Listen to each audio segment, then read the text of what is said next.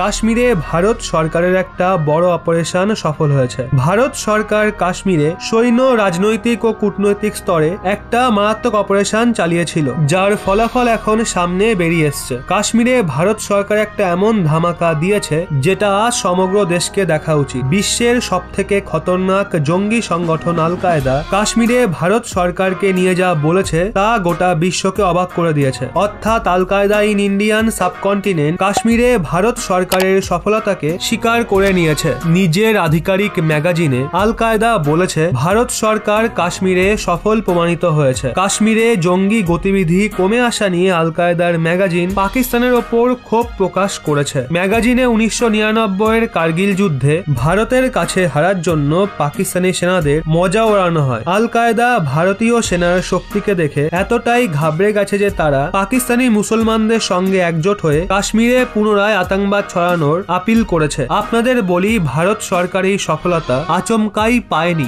এর জন্য ভারত সরকার 3টে জায়গা থেকে নেতৃত্ব প্রদান করেছিল। সবার প্রথমে ভারত সরকার একটা বড় রাজনৈতিক পদক্ষেপ নিয়ে কাশ্মীর থেকে ধারা 370 উঠিয়ে দিয়েছিল। এরপর সেনা ও কূটনীতি বাকি কাজটা সামলে নেয়। কাশ্মীর থেকে ধারা 370 উঠে যেতেই ভারতীয় সেনারা জঙ্গি নেটওয়ার্কের ওপর মারাত্মক প্রহার করে। পাকিস্তানি আতঙ্কবাদীও কাশ্মীরে তৈরি হওয়া জঙ্গিদের বেছে বেছে মারা হয়। ধারা 370 সরে যাওয়ার পর জঙ্গি সংগঠন কোন রকম বড় জঙ্গি হামলা করতে ব্যর্থ হয়। ভারতীয় সেনা ঘাঁটিতে ডজনের মতো আল কায়দা জঙ্গিদের জাহান্নামে পাঠায়। কাশ্মীরে সৈন্য কার্যকলাপের সঙ্গে সঙ্গে ভারত কূটনীতিরও মারাত্মক ব্যবহার করে। অন্তরাষ্ট্রীয় মোর্চায় পাকিস্তানকে এক্সপোজ করা হয়। বিশ্বের সামনে পাকিস্তানের কাশ্মীর এজেন্ডার পুরো পোল খুলে দেওয়া হয়। অনেক মুসলিম দেশ যারা কাশ্মীর মামলায় পাকিস্তানকে সমর্থন করত, তারাও এই বিষয়টা থেকে দূরে সরে গেছে। এক্ষেত্রে